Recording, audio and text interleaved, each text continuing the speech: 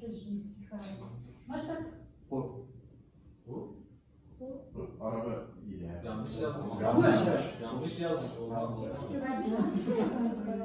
Ne? Bayrak. Plajşa. Kırmızı var. Türk bayrağı. Marsat. Kapı bıçak. Var mı? Kapı. Kapıda şey olmaz, bir şey olmaz. Kapıdır. Neden? Ne demek kapıdır yani? Güzel. Kapı güzel. Ama sayılır bıçak. Fiil mi o şey mi? Sarı kapıdır mı yani? Kaç şey? Plaj. Surat. Plaj. Marsat. Hızlı.